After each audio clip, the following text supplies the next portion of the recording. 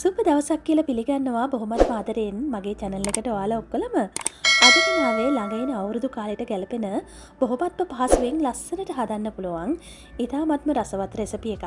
මේක හදන්න ලොකු වෙලාවක් යන්නෙත් නෑ, ලොකු වියදමක් යන්නෙත් නෑ. ඕනම කෙනෙකුට හදා ගන්න පුළුවන් රෙසිපි එකක්. ඔබ නාගරික පරිසරයක ජීවත් වුණත් මේ වගේ රෙසිපි එකක් ඉතාමත් ඉක්මනින් පහසුවෙන් හදා ගන්න පුළුවන්. ඔයා අද නම් මගේ channel එක බලන්නේ, මගේ වීඩියෝ එකක් බලන්නේ, මගේ channel එකේ videos වලට recipes වලට ඔයා කැමති නම් subscribe කරලා මාත් එක්ක එකතු වෙන්න, bell icon එකත් click කරලා තියාගන්න. වීඩියෝ එකක් දාපු සැනින් ඔයාට බලන්න පුළුවන්. එහෙනම් අපි යමු recipe එකට. මේ තියෙන්නේ රෝලන් වලින් කිලෝග්‍රෑම් එකක්. ඒක මෙන්න මේ වගේ වාචනයකට දාලා, එහෙම නැත්නම් ඔයාට තියෙන වාචනයකට දාලා බොහොමත්ම අඩු ගින්දරේ මේක බැද ගන්න ඕන. මම කිලෝග්‍රෑම් එකම එකවර බැදගත්තේ නෑ. මොකද එහෙම බැද ගන්න අමාරුයි. මේ වගේ වාචනයක මම දෙසරකට තමයි බැදගත්තේ. මෙන්න මේ වගේ පැහැය වෙනස් වෙලා සුවඳ එනකොට බා ගන්න.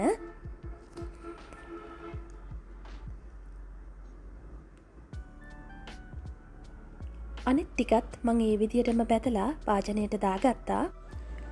ඊට පස්සේ හොඳට සිහින්ව ගාගත් පොල් වලින් ග්‍රෑම් 300ක් අරගන්න. රුලම් බැදගත්තු වාජනයටම දාලා පොල් ටිකත් බැද ගන්න. පොල් ටික බදිද්දිත් ගින්දර අඩුවෙන්ම තියාගන්න. මේකත් බොහොම ලා රන්වන් පැහැයක් එනතෙක් බැද ගන්න. මේක ගින්දර වැඩි කරගෙන කර කරගත්තොත් රසය වෙනස් වෙනවා. ඒ හින්දා බොහොමත්ම අඩු ගින්දරේ මෙන්න මේ වගේ පැහැයක් එනතෙක් බැද ගන්න. දැන් මම පොල් ටිකත් ලිපෙන් බැදගෙන බා ගන්නවා.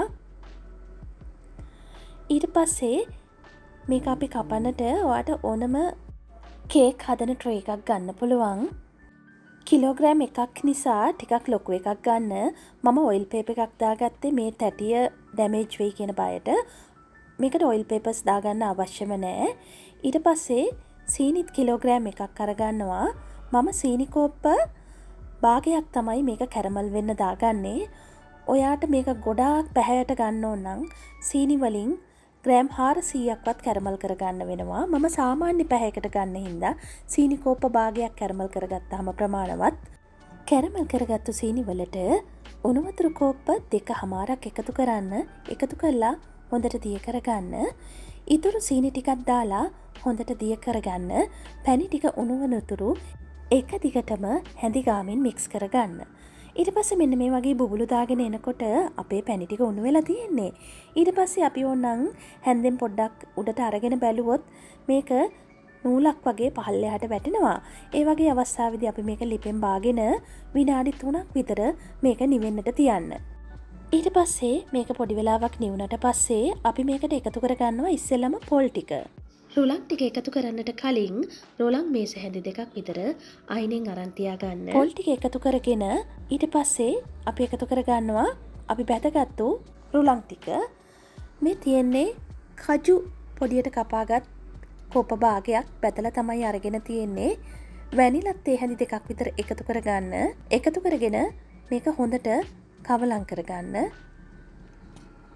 මේක කවලම් කරගෙන යද්දී ගොඩාක් තද මිශ්‍රණයක් ආවොත් රුලන් දෝසයක ගොඩාක් තදට එනවා.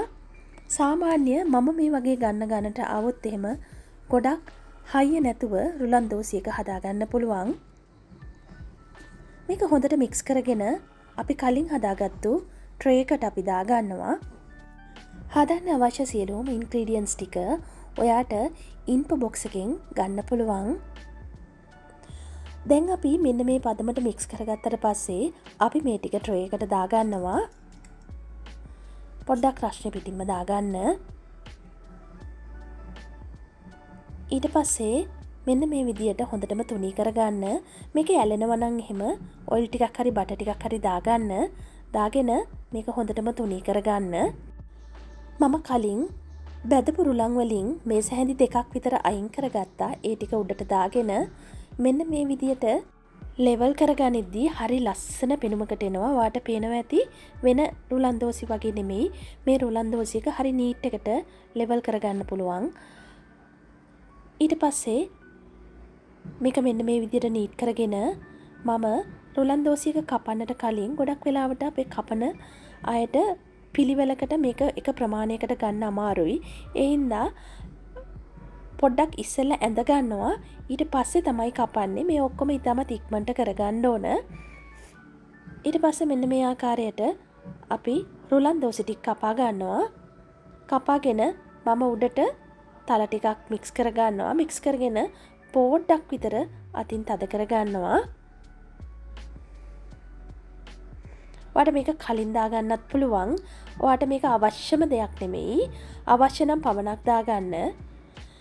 ඊට පස්සේ පැය භාගයක් විතර තියෙන්නට හැරලා මෙන්න මේ විදියට රුලන් දෝසි ටික කපලා අරගන්නවා. ගෙදරදී ඔයා හදනකොට කොටුවට කපා ගන්නවා නම් මේක අපතේ යන ප්‍රමාණය අඩු වෙනවා. මොකද අයින් අපතේ යන්නේ නැතුව කපා ගන්නට පුළුවන්.